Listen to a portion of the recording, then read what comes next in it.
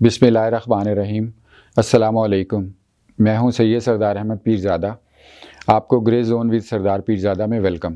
آج supreme court میں وزیر اعظم صاحب پیش ہوئے۔ ان کو سپریم کورٹ نے طلب کیا تھا سانحہ APS پشاور کے حوالے سے۔ اس میں بات دیکھنے کی اور سوچنے کی اور سمجھنے کی یہ ہے کہ PTI نے حسب روایت اور حسب عادت اس معاملے کو بھی کسی نہ کسی طریقے سے پولیٹیسائز کرنا اور اس پہ سیاست کرنا شروع کر دی ہے۔ آئندہ چل کے زیادہ کریں گے، لیکن ابتدائی طور پر انہوں نے فوری طور پر اس جب سپریم کورٹ میں پیشی ہوئی وزیر اعظم کی تو اس کے فوراً بعد سے یہ معاملات شروع ہو گئے۔ میں آپ کو چند مثالیں دیتا ہوں، باقی بات آگے چل کے کرتے ہیں۔ پہلی بات یہ کہ یہ کہا جا رہا ہے کہ دیکھیں قانون آئین کی بالادستی کے لیے وزیر اعظم جو عمران خان صاحب ہیں وہ عدالت کے طلب کرنے پر پیش ہو گئے۔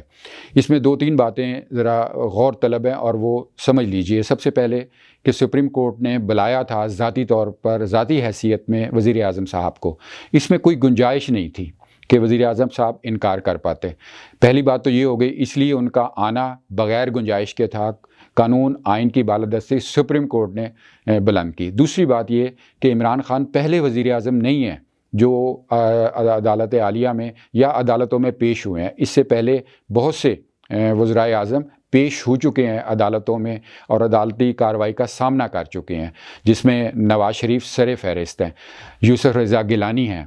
تو لہٰذا یہ جو سیاست اس ایشو پر ہے، اس کو پلیز، کیونکہ یہ سانحہ APS پشاور جو ہے انتہائی دردناک ایسا واقعہ ہے جو اب تک اسی طرح ہی ہر پاکستانی اور ہر جو انسان ہے دنیا کا جو درد دل رکھتا ہے اس کے دل میں اسی طریقے سے ابھی بھی یہ سلگ رہا ہے اور اس کا صدمہ ہے۔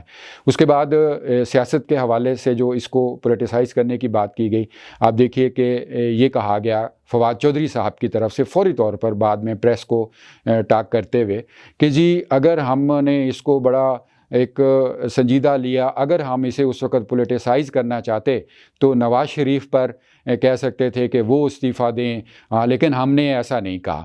اچھا، اب یہاں یہ بات ہے کہ آپ دیکھیے کہ نواز شریف کا نام اس پریس کانفرنس میں خام خواہ جاتے جاتے لیا گیا اور اسے واضح طور پر یہ ظاہر ہوتا ہے کہ PTI پولیٹیسائز کرنا چاہ رہی ہے، ویسے ہی ایکیوز کر کے الزام دے کے جیسے وہ باقی معاملات میں کرتی ہے کہ سابقہ حکومت کے ہیں۔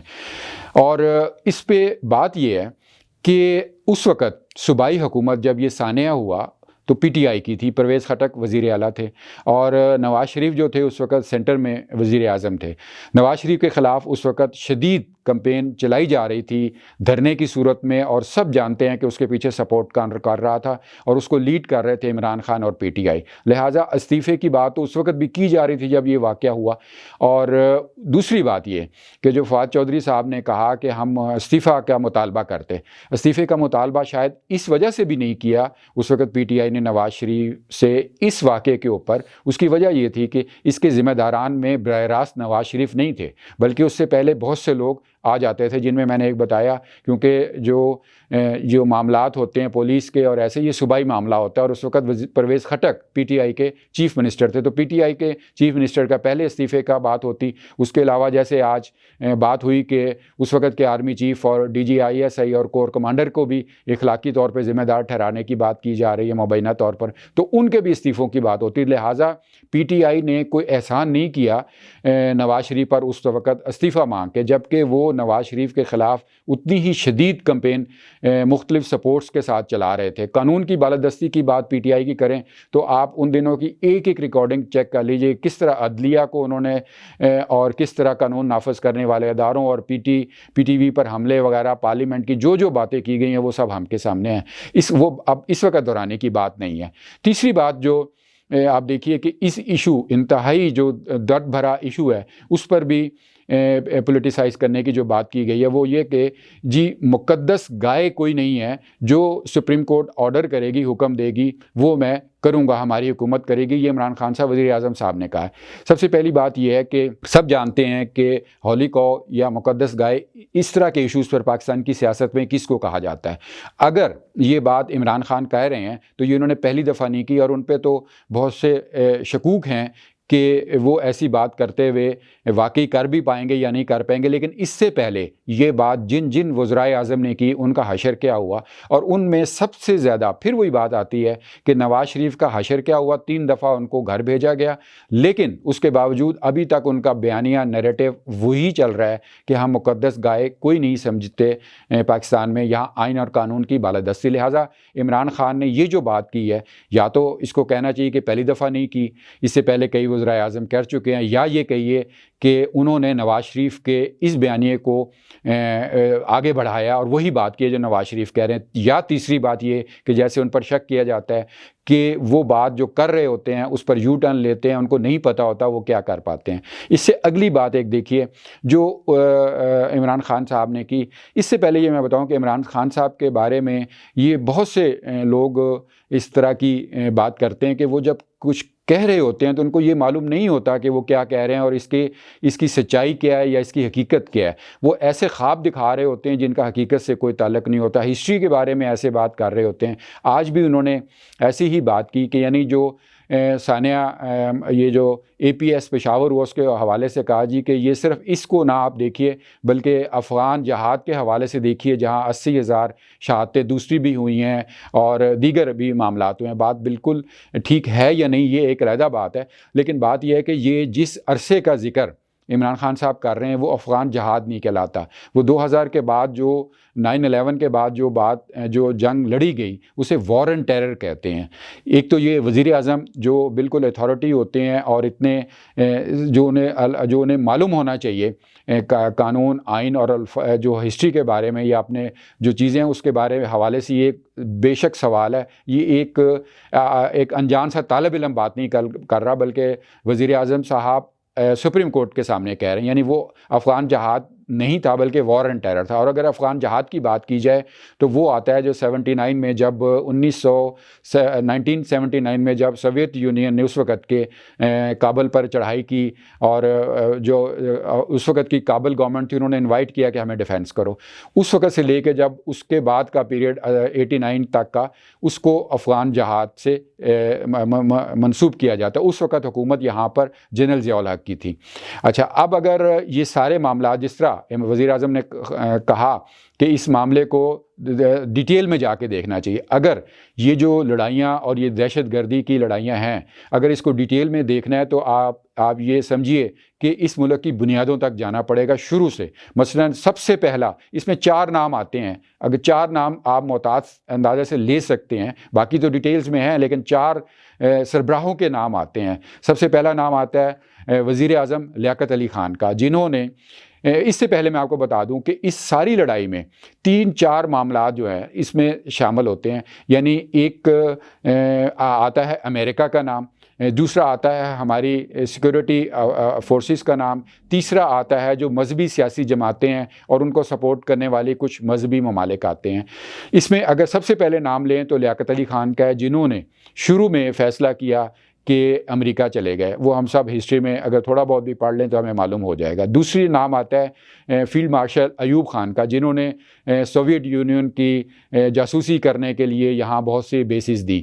اس کے بعد نام آتا ہے ذوالفقار علی بھٹو کا، جنہوں نے سب سے پہلے مجاہدین کو یہاں پہ ٹرین کرنا شروع کیا۔ آپ دیکھیے کہ اس دور کے مثلا گلبدین حکمت یار جو نوجوان بالکل تھے ان کو یہاں بلایا گیا اور یہاں ٹریننگ شروع کرائی گئی جو مختلف آپ سمجھیے کہ جہاد کی۔ تو یہ تاریخ ہے، بڑی عام سی تاریخ ہے، ایک صفحہ پلٹیے گا تو آپ کو سمجھ آ جائے گی۔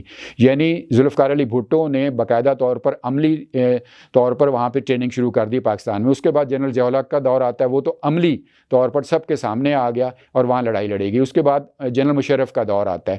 یہ 5 افراد بنتے ہیں، 4 نہیں، 5 افراد بنتے ہیں سربراہان، جنہوں نے اس ملک کو پوری طریقے سے اب تک یہاں تک دہشت گردی تک پہنچانے میں پورا کردار ادا کیا۔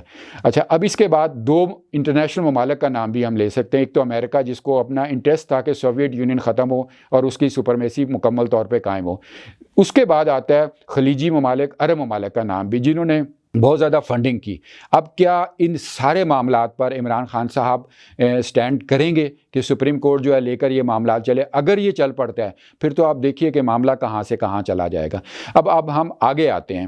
آگے اس حوالے سے کہا گیا ہے کہ ایک بات میرے اب یہاں پہ کنفیوزنگ کہنی چاہیے، بظاہر ہے لیکن آپ غور کریں تو بہت سی باتیں سمجھ آ جاتی ہیں۔